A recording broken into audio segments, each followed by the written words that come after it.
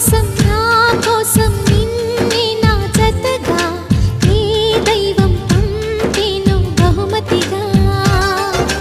నిన్ను నన్ను కనవేసే ప్రేమే సాక్షిగా, కన్ను కన్ను కలబోసే కలలే పండగ. నిన్ను మన్ను ఏకం చేద్దాం హరివిల్లుగా.